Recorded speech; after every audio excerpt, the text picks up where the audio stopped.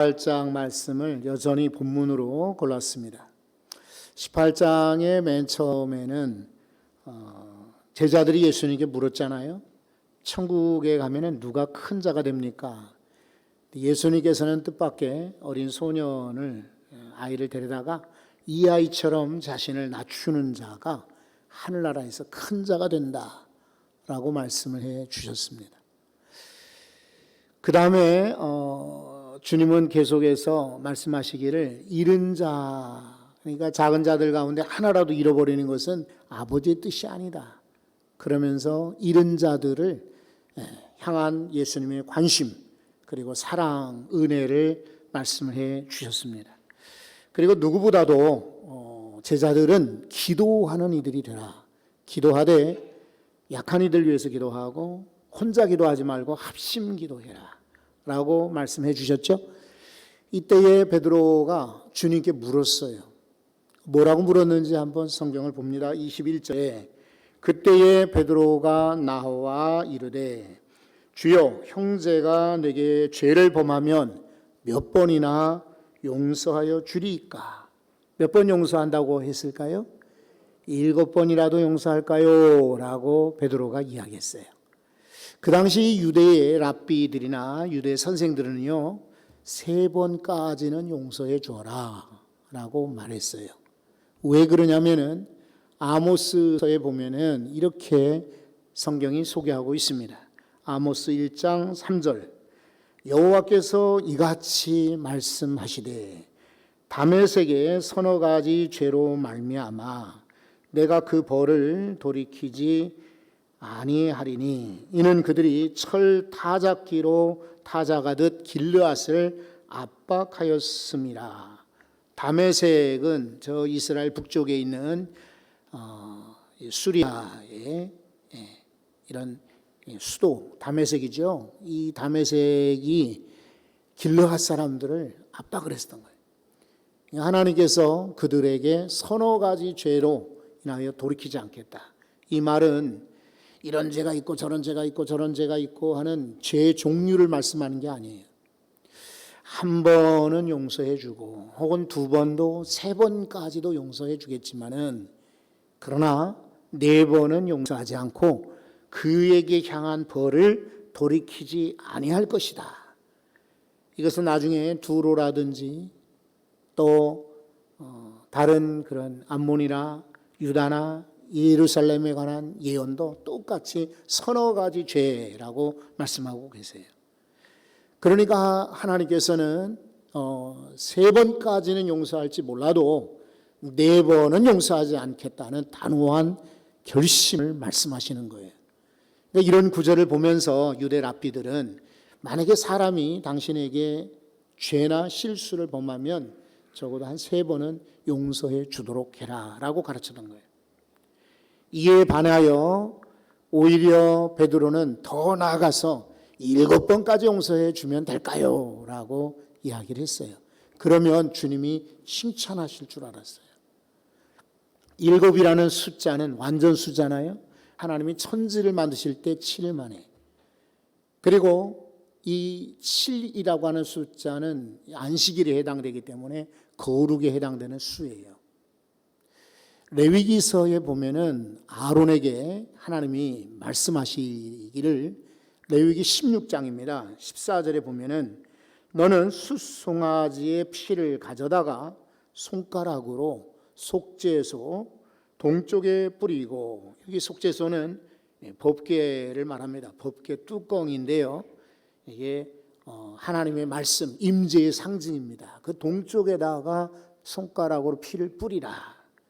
그리고 또 손가락으로 그 피를 이번에는 속죄소 앞에다 뿌리는데, 여러분 성경을 보시고 계십니까? 몇 번을 뿌리라고 했습니까? 7번입니다. 그러니까 이것은 소위 죄를 속죄하는 숫자인 거예요. 7번을 뿌리라.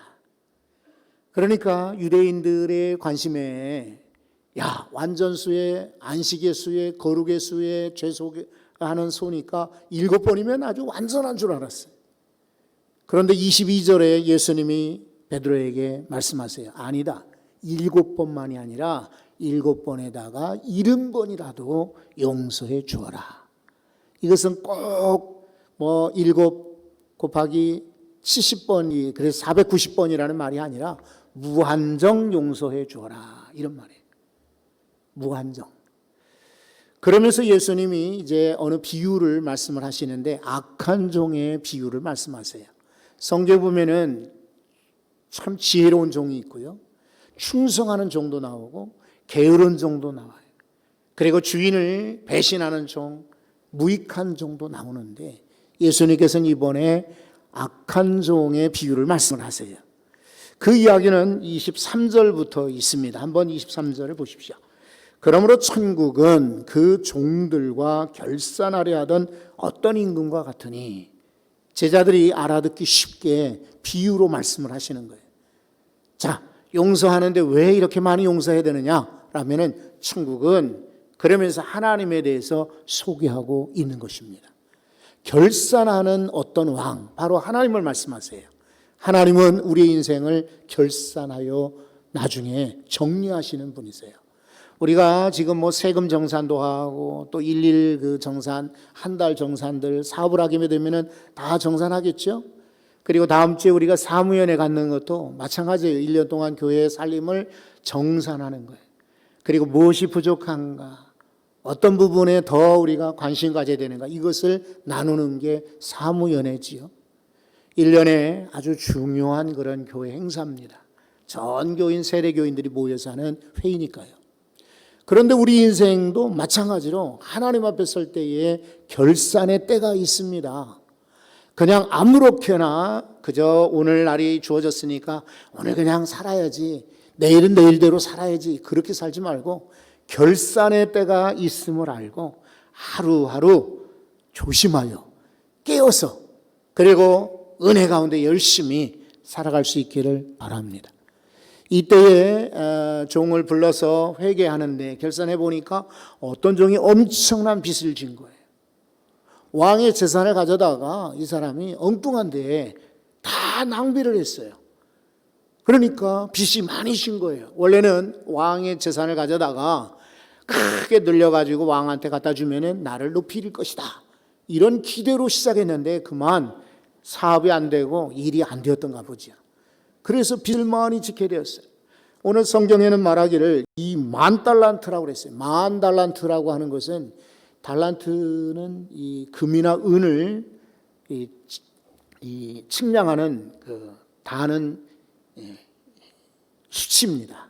그러니까 달란트, 한 달란트만 해도 금이 꽤 나가는데 10,000달란트 하면은 어지간한 책상만큼이나 되는 그런 엄청난 규모의 금입니다.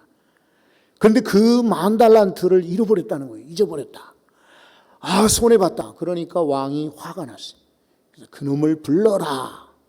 그리고 말하기를 자기도 팔고, 몸으로 노예로 팔고, 가족들, 자식들도, 아내도 팔고 소유를 다 팔아서 빚을 갚도록 해라 라고 명령한 거예요. 그때 이 종이 어떻게 합니까? 막 주인에게 달려나와요. 그리고 엎드려 간청하는 것입니다.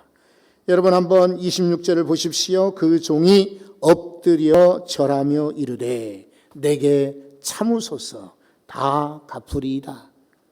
근데 실은 여러분, 이 종이 10,000달란트를 다 잃어버렸는데 사기를 당했는지 무역을 하다가 손해봤는지 모르지만은 갚을 수 있을까요? 없을까요?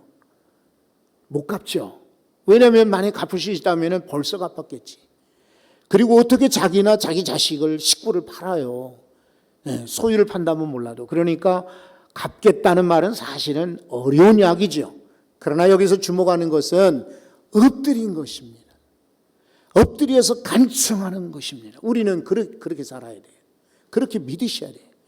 내가 하나님께 죄를 짓고 실수와 허물이 많은데 내가 내 스스로 죄를 갚을 길이 없어요. 우리가 할 일은 엎드리는 것입니다. 오늘도 주님 앞에 여러분의 죄를 내려놓고 엎드려 고하시기를 바랍니다. 그때에 주님이 이 주인의 마음과 똑같습니다. 주인이 뭐라고 하던가요? 27절에 그 종의 주인이 불쌍히 여겨 놓아보내며 불쌍히 여겼다 그랬습니다. 우리 하나님 앞에 엎드리는 믿음의 성도들 여러분, 하나님께서 우리를 긍휼히 불쌍히 여겨 주실 것입니다. 그리고 놓아보내며 하신 것처럼 새로운 자유, 새 생명을 우리에게 허락하여 주시는 것입니다. 그리고 그 빚을 탕감하여 주었더니 라고 말하고 있습니다. 여기 우리가 주목하는 것은 탕감이라는 단어입니다. 굉장히 아주 깊이 있는 의미가 있는 단어입니다. 탕감하였다, 없애주었다, 없는 것으로 간주하다 이런 말이에요. 원래 죄가 있는데 그냥 덮어놓는 것이 탕감이 아닙니다. 아예 제로로 깨끗이 없어지게 하는 것이 탕감인 것입니다. 내가 봐줄게, 다시 죄를 지면은 더 혼날 줄 알아? 집행유예가 아닙니다. 이건 완전히 삭제하는 것입니다. 이 탕감이라는 단어는 없애다, 삭제하다, 지우다 이런 말이에요. 옛날에 우리 연필 쓸 때 연필로 뭐 글을 쓰고 나면은 지우개로 지웠잖아요. 그런데 이 땅에서는 우리가 글을 쓰고 지워도요 자국이 남아요. 그렇죠? 그리고 자세히 보면은 이렇게 연필로 눌러 썼기 때문에 햇빛을 비춰본다든지 하면 무엇을 썼는지가 그래도 조금 보일 때가 있어요. 많은 사람들이 요즘에 인터넷이 발달하고 휴대전화가 발달하니까 막 사진들을 온통 이제 자기 블로그라든지 또 카카오 스토리 같은 데 막 올리잖아요. 그런데 나중에 취업을 하거나 어떤 자리에 오르거나 또 결혼한다든지 그럴 때는 과거에 썼던 기록들이 문제가 될 때가 있어요. 옛날에는 내 편인 줄 알고 신나게 썼는데 지나고 보니까 이게 나하고 이제 적대시될 때, 반대 입장에 설 때는 그때 일이 부메랑 아시죠? 내게로 돌아오게 돼요. 나는 공격했는데 나한테 돌아와. 그리고 나는 그럴 줄 몰랐는데 막 어느 회사를 막 굉장히 욕을 했단 말이에요. 그런데 그 회사에 나중에 취업이 될 때는 이게 문제가 되잖아요. 제가 대학생 때에 또 취준생 때에 아주 우리 회사에 대해서 못된 글을 많이 남겼어. 이러면 그 사람 취업이 되겠어요? 결혼 전에 자기 마음대로 남자친구, 여자친구 해가지고 막 사진을 여기저기 찍어서 올렸는데 다른 사람하고 결혼하게 되었어요. 얼마나 곤혹스럽겠습니까? 그래서 그때마다 사람들이 전문가를 찾아가지고 디지털 장례식을 치릅니다. 내게 남아있는 기록들을 깨끗이 지워주십시오. 죄 짓는 사람들도 그렇게 합니다. 휴대폰도 삭제, 그리고 컴퓨터 파일 같은 것도 다 문서도 삭제. 그런데 과학이 발달해서 소위 말하는 디지털 포렌식이라는 게 생겼잖아요. 그래서 옛날에 썼던 기록했던 것이 다 드러나는 거예요. 삭제한 줄 알았는데 드러나는 거. 이게 바로 인간 사입니다. 그런데 우리 주님은요, 오늘 말씀과 같이 탕감하여 주신다. 할렐루야. 이사야서의 말씀을 한번 보실까요? 이사야서 43장 25절이에요. 한번 다 같이 읽어봅시다. 곧 나는 나를 위하여 내 허물을 도말하는 자니 내 죄를 기억하지 아니하리라. 아멘. 도말한다. 도말이라는 말도 똑같아요. 탕감과 같아요. 빚만 없애주는 것이 아니라 도말은 지워준다 이런 말이에요. 나는 곧 나를 위하여 내 죄를 도말하여 줄 것이니 너의 죄를 다시는 기억하지 아니하리라. 여러분, 우리 인간은요 사람들과 사귀다가 때로는 실수할 때도 있고 때로는 나도 모르게 잘못할 때가 있습니다. 그러면 나는 잊어버릴지 모르지만은 상대는요 그것을 기억할 때가 있습니다. 그럼 훗날 나중에 큰 곤욕을 치르게 되죠. 나는 잊어버린 줄 알았는데 그 사람 나를 기억하고 당신이 말이야 옛날에 나한테 그렇게 말했어. 이런다면 우리 얼마나 살기 힘들까요? 우리 인간들은 그렇게 예전에 나한테 서운했던 거 또 혹은 잘못했던 거 실수했던 거 사람들은 기억할지 모르지만은 우리 하나님은요 다 기억하지 않겠다. 할렐루야. 이것이 하나님의 은혜입니다. 내 죄를 도말하여 주겠다. 삭제한다 이 말이에요. 그러니 얼마나 감사해요. 시편 103편에 보면은 12절에 그랬거든요. 동에서 서가 먼 것과 같이 내 죄를 멀리 던졌다 그랬어요. 동에서 서가 얼마나 멀어요. 그와 같이 내 죄를 아예 던져버린 거예요. 이게 하나님의 은혜입니다. 오늘 탕감하여 주었어요. 근데 이 종이 얼마나 좋겠어요? 기분이 좋아가지고 돌아가는데 아는 사람, 친구 하나를 만났어요. 근데 그 친구는 누구냐 하면은 자기한테 빚을 진 사람이에요. 근데 빚이 조금이에요. 100데나리온 정도의 빚을 이렇게. 자기는 엄청난 돈을 잃어버리고 용서받았는데 저 친구는 나한테 조금 돈을 꾸어가지고는 갚지 않았던 거죠. 그러니까 쫓아가서 그를 붙잡았다. 그래서 여기 성경에 한번 보세요. 28절에 그 종이 나가서 자기에게 100데나리온 빚진 동료 한 사람을 만나 붙들었다. 더 나쁜 것은 목을 잡았다라고 말하고 있어요. 우리나라에서도 멱살을 잡는다는 것은 아주 무리한 일입니다. 그리고 이거 아주 큰 싸움으로 번지기 쉽습니다. 말로야 싸울 수 있지만은 멱살을 잡았다. 아주 불쾌한 일이죠. 근데 유대 나라의 이런 표현에서 목을 잡았다는 것은 숨통을 끊어놓겠다 이런 뜻입니다. 죽이겠다 이런 말이에요. 그러니까 엄청난 그런 차이가 있어요. 우리는 그냥 되게 싸우나 보다 싶은데 목을 잡았다는 것은 너를 죽이겠다는 사리가 포함되어 있는 것입니다. 그러면서 하는 말이 빚을 갚으라 그러는 거예요. 그런데 오늘 주님이 동일한 말씀을 주셨어요. 아까도 26절에 엎드려 절하며 이르되 내게 참으소서 다 갚으리이다. 그런데 오늘 이 말씀의 29절에 보면 동료도 똑같이 엎드려 간과하여 이르되 나에게 참아 주소서 갚으리이다. 왜 그랬을까요? 이제 그 다음에 나옵니다. 그러면 자기도 생각이 날 거 아니에요. 내가 조금 전에 왕에게 용서받았으니 그래? 나도 너를 시간을 좀 줄 터이니 나중에 갚으라 라든지 아니면 나도 용서받았으니 그래 너도 그냥 내가 탕감해 줄게 이렇게 말해야 될 터인데 어떻게 합니까? 허락하지 아니하고 이에 가서 그가 빚을 갚도록 옥에 가두었다 그랬어요. 나쁜 사람이죠. 자기는 용서받았는데 다른 사람은 용서하지 못하는 거예요. 이게 무정한 사람입니다. 냉정한 사람이고요.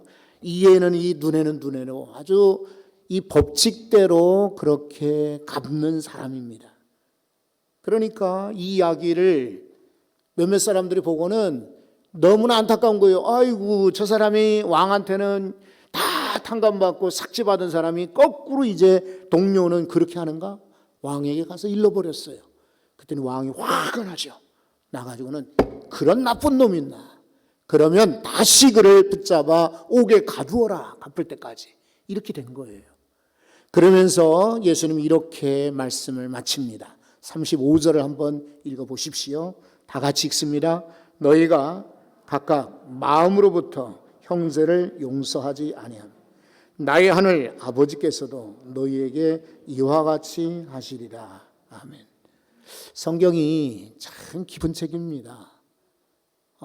저는 꼭 목사의 시각이 아니라 그냥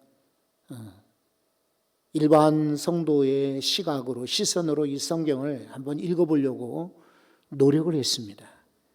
그런데 성경은 정말 떼일래야 떼일 것이 없습니다. 군더더기가 없고 그리고 참 적절하고 정말 의미 있고 우리는 어때요? 말하다가도 다른 이야기로 돌아갈 때도 있죠. 그리고 기억이 사라질 때도 있고 실수로 또 감정에 더 격해가지고 하지 말아야 될 말을 할 때도 있고 한데 성경은 정말 필요한 구절을 적고 있습니다. 용서를 말씀하시면서 무엇라고 말씀하시냐면 마음으로부터라고 주님은 경고하십니다. 입으로만 용서가 아니라는 것입니다. 글로써 무슨 그래 너 변제하지 않아 돈 갚지 않아도 돼 이렇게 글로 문서로만이 아니라 마음으로부터 용서하라. 그렇지 않으면 하나님께서도 너희를 용서하지 않겠다. 오늘 여러분 이제 하나님의 은혜로 올해 처음으로 이렇게 코로나 때문에 갖지 못했던 성찬식을 갖게 되었습니다. 성찬식을 가지면서 오늘 본문의 말씀을 한번 여러분과 함께 나눠보려고 합니다. 왜 성찬을 가질까요? 신학적인 이유는 있습니다. 분명히. 이것은 첫째, 기념하는 것입니다. 이 주의 십자가와 주의 은혜를 기억하는 것, 이게 성찬의 이유입니다. 또 두 번째는 바로 감사하는 것입니다. 이 성찬이라는 말은 헬라어로 유카리스테오라는 말인데, 이 말은 땡크, 그러니까 감사한다 이런 말이에요. 그러니까 주님이 한량없는 은혜로 십자가에 달리심으로 그 살과 피를 나를 위해서 희생하셨구나, 감사하는 거예요. 우리가 남들에게 조금 이렇게 선물을 받거나 은혜를 받아도 감사하는 것이 인생이잖아요. 그 누구나 다 그런데 생명을 구원받았어요.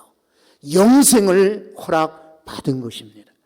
여기 이 땅에서 끝나는 것이 아니라 저 하늘나라까지 완전하게 보장을 해 주셨습니다. 그러니 감사하지 않을 수 없잖아요. 세 번째는요, 이것은 연합이요 교제입니다. 커뮤니온이라는 말을 씁니다. 바로 한 가족이 됐다 이 말이에요. 우리는 이 성찬에 참여함으로 주님과 하나 되었고 성도들과 하나 되는 것입니다. 그렇다면은 오늘 이 성경에서 성찬에 참여하기 전에 어떤 이유에서 이 참여를 할까? 첫째, 용서받는 것입니다. 내 죄를 용서받은 내 성찬에 참여하는 거예요. 하이델베르크 요리문답 80번째에 의하면은 우리 죄가 성찬에 참여함으로 말미암아 완전히 사해졌다는 것을 증거하는 것이라고 그래요. 여러분, 이 성찬에 참여할 때 내 모든 죄가 사해지는 것을 믿으시기 바랍니다. 두 번째는요, 다른 사람의 죄를 용서해 주는 거예요. 그러니까 내가 용서받았는데 다른 사람은 용서하지 않는다는 잘못된 것이에요. 이 악한 종은 자기는 엄청난 빚을 탕감받았는데 조금 빚진 친구를 오히려 목을 잡아 죽이려고 했어요. 성찬에 자격이 없습니다. 성찬에 참여하는 자는 믿지 않거나 경건하지 않는 자는 참여하지 말라 그랬어요. 이것도 하이델베르크 요리문답에 있는 내용이에요. 죄를 슬퍼하고 여기서 용서받고, 그리고 성찬에 참여함으로 다른 사람의 죄도 용서하고, 아울러 성령의 은혜로 말미암아 연합하는 것, 한 가족이 되는 것, 이것이 바로 성찬의 이유입니다. 오늘 순서는 이렇습니다. 찬송을 한 장 부를 때에 우리 성찬위원들께서 하나씩 나누어 드릴 것입니다. 그럼 먼저 드시지 말고 저의 설명을 따라 참여하시면 되겠습니다. 자, 우리 찬송 부릅니다.